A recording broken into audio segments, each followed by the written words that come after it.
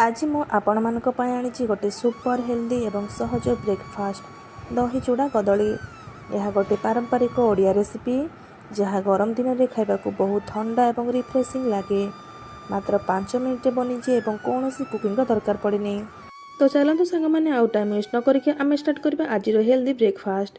ये देखु दही चूड़ा बनवाई सब सामग्री गुड़ाक आगर प्रिपेयर कर रखी नहीं। देखु फ्रुट नहीं अनार एप्पल ग्रेप्स ऑरेंज किसी कोरा नड़िया कदली गोलाप जामुन किसी मीठा बुंदी ड्राई फ्रुट्स नहीं काजू किशमिश गोटे कप चूड़ा हाफ कप दही और नहीं सुगर सिरम। आपण चाहिए यह जगह गुड़ कि मिश्री यूज करेंगे।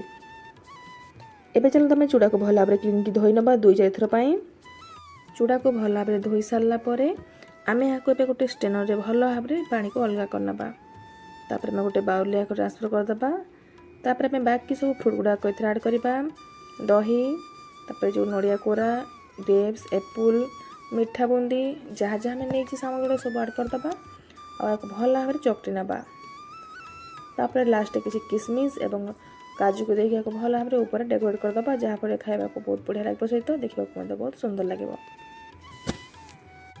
आपण मैंने जदि ए गोटे प्लेट लेखाएं प्रतिदिन सकाळु ब्रेकफास्ट डाइजेट ऐड कर पेट ठंडा रहा सहित बहुत एनर्जेटिक फिल होता है। खरा दिन तो यह निश्चित खाइबा कथा एवं वेट लॉस यह बहुत बढ़िया काम करता।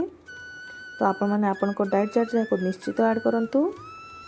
ये देखो सब जिन को भल भाव चकटी नहीं फाइनाली रेडी होगला आमर दही चूड़ा कदली। एवं आम यहाँ प्लेटिंग करवा खाइकी यहाँ एंजॉय करवा। जदि आपण मानकु ए रेसिपीटी भल लगी थाए तेबे वीडियो को लाइक शेयर और चैनल को सब्सक्राइब करंतु। आपण मानक सपोर्ट मते आउ भल वीडियो बनैबा को मोटिवेट करे।